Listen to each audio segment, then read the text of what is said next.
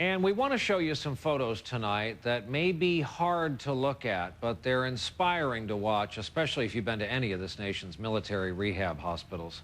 This happened yesterday. President Bush touring the Center for the Intrepid at Brooke Army Medical Center in Texas. Soldiers and Marines, badly wounded from injuries suffered in Iraq and Afghanistan. They fought awfully hard overseas, and now they face the hard work of rehab at home. They've now been fortified in that task, at least by their commander-in-chief. We're back in a moment here with the story of an American hero you've probably seen but have not met until tonight. I volunteered. I was drafted. I enlisted. I was nervous. And there I was in Asia, Europe, the Gulf. And I saw things. Incredible things. and people you never forget. I did my job. For my country. My buddies. For total strangers. And I was proud. So grateful. For my family. My freedom. For all who served and all who serve. We can never thank them enough.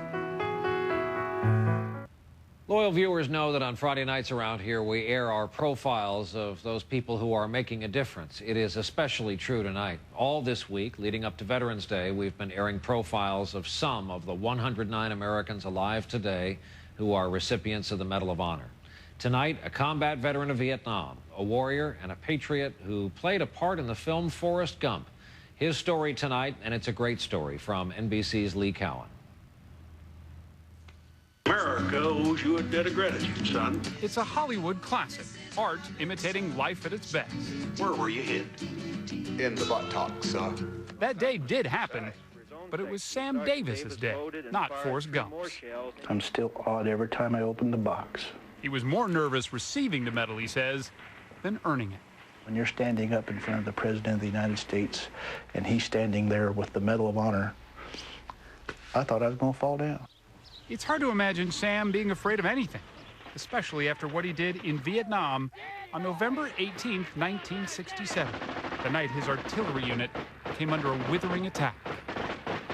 I thought that truly I had died and that I was in soldier hell.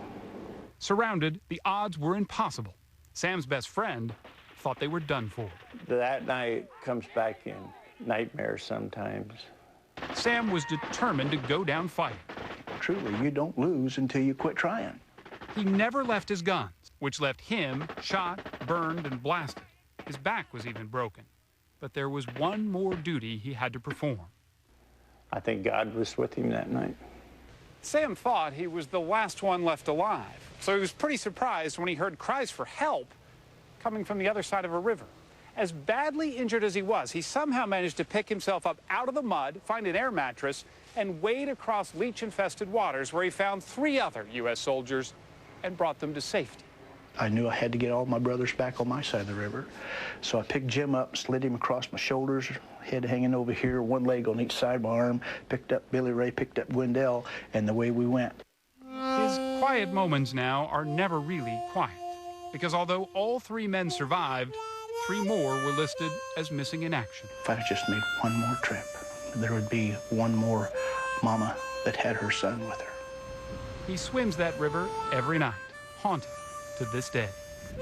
Yeah, you really would think at some point it would stop. Well, maybe last night will be the last night. Yeah. Maybe.